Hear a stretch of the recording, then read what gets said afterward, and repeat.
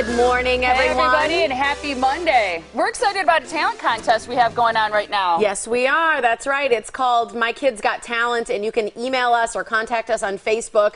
All you have to do is put in the subject, My Kids Got Talent, and then we are going to feature some kids locally right here in our community who've got some talent. Yeah, you can either, like you said, go to our Facebook page, or you can email us at feedback@themorningblend.com.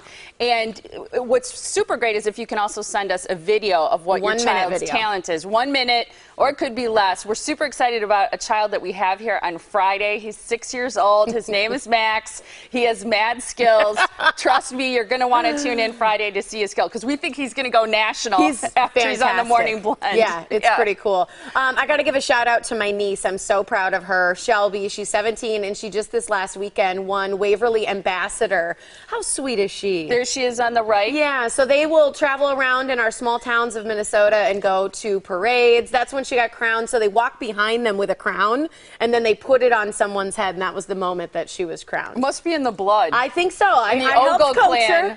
I helped coach her, yes. Good for you. That's awesome. She's beautiful. So proud of her. Yeah. Love it. So that's fun. They get to be ambassadors of our small town and invite people to our festival. That's great. Congratulations, Shelby. She looks beautiful, too. Well, first up this morning, a Milwaukee guy with a very interesting background. Michael Zummo is a single gay dad who works full-time and writes books on the side. He beat out 65,000 other people when he won a video game contest, and just recently created a Facebook product that more than 1 million people use every month. That's awesome. All right, and we asked Mike to join us for chat along with his son Derek this Monday morning. Again, he wrote this book, which is part of a series.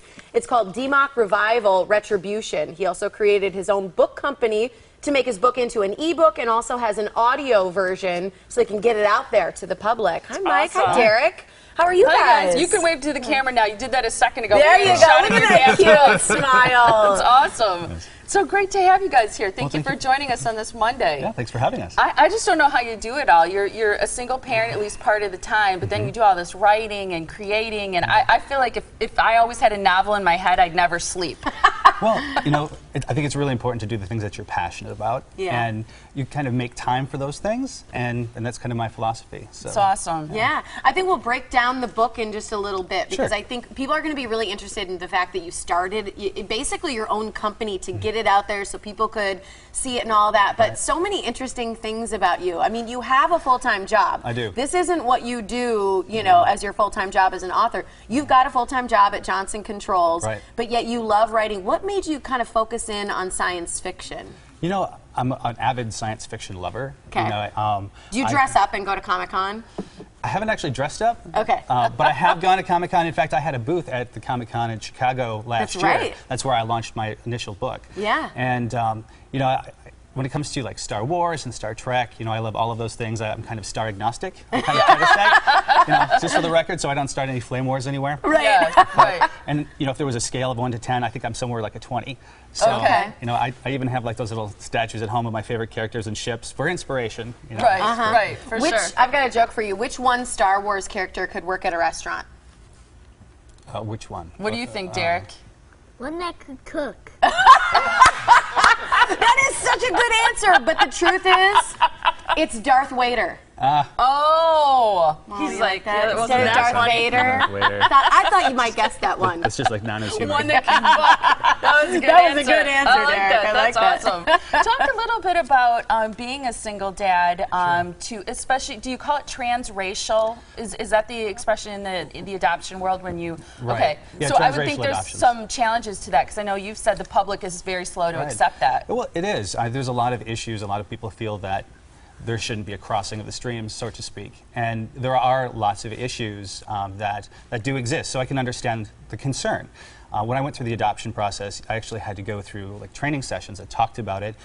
There were panels that we had to listen in on over the phone of adults that were adopted into transracial families, and kind of the challenges that they had growing up and the holes that were a part of their upbringing, which was fantastic because that gave insight into me to make sure that that doesn't happen with Derek. Important. And you were in a long-term committed relationship with your partner at the time.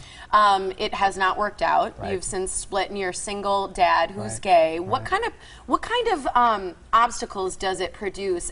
Because I think, you know, when somebody's single and they've got a child in their life, it becomes a little harder to date and meet new people. Sure. Have you found that true? Well, it is very true. You know, the issue is there's already a challenge when you have a child to meet new people, you know, when you're heterosexual. It's not necessarily one of the things top on the list of a lot of people who are gay. Not to say that there aren't people just like me that want families and want children. And in fact, I'm a part of an organization called Rainbow Families, and we bring together families, you know, to celebrate that. And that's cool. But it does make it difficult.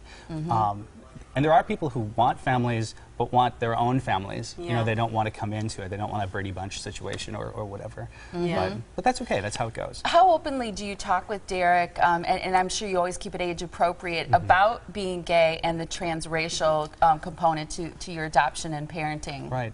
Well, I mean, he obviously has the full set of information about, you know, being adopted, and has never known anything but, you know, having two men as parents. You know, his other parent is still in his life. You share custody. We do. You know, what's interesting is the state of Wisconsin doesn't acknowledge, you know, same-sex couples, and especially through adoption. So legally, I'm the only person who has the power and authority. But, you know, I have respect for, you know, for Ryan, for his other parent, and for Derek's interest in, you know, in his relationship with Ryan. So, you know, we share custody that way. That's nice.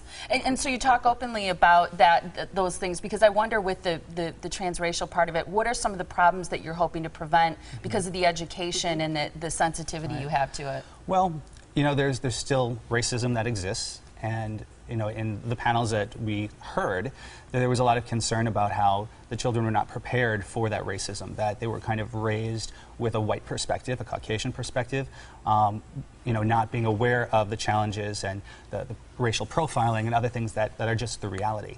You know, so those are some of the things. It's interesting. You know, so what I try to do is I just give him the coping mechanisms and tools to be able to kind of understand things for what they are, to, you know, deal with them as best as he can. So. You seem like a pretty happy kid, Derek, right? Yeah. A little quiet at the moment. What grade are you in? Are you going into first or second grade? Second. Second grade. Do you think your dad's pretty cool? Yeah, we do too. Yeah. You've got this cool book. You got 5 out of 5 stars for readers who loved it. You made top lists. For somebody who wants to pick up your book, what will they read, and what's it about? Gotcha. Well, it's a science fiction book, obviously. You know, it is aimed at kind of a young adult and an older audience. And it has kind of a vibe of like a Star Wars meets X-Men kind of a thing. Okay. This story covers a soldier named Bryce Minkari who manifests these superhuman abilities during a war. And, you know, his family's actually lost at the beginning of it. And it kind of covers his journey of understanding what these abilities are about, finding others like him, and then ultimately going after the invaders. And you gave this to Stan Lee at Comic-Con, and he gave it out to all his followers, right? Well, what his organization does, they actually have the Stan Lee Foundation. So their booth was right next to mine at Comic-Con, which was mind-blowingly cool. And so I did a little dedication to him, thanking him for all of the worlds that he inspired, including mine. Yeah. And then as a result, his organization started promoting the first book. So cool. Yeah. Yeah. I love it. You've got this book launch going on this Saturday, July 19th at 7 p.m., happening at Boswell Book Company. If people want to find out more about this book as well as the series, you can go to DMOK Revival. It's DMOKrevival.com. That's the website to visit for more information. It was great to have you guys here. Derek, thanks for joining us, and Mike, great for you to talk openly with us and share your book as well as your personal story. It's great. Yeah. Thanks for nice job, you guys. Way to go. Yes. Now you get to go outside and play. It's going to be beautiful, right? Yeah. Right. Have the whole day off. Derek's like, He's all set. Well, we have a great show coming up for you in just a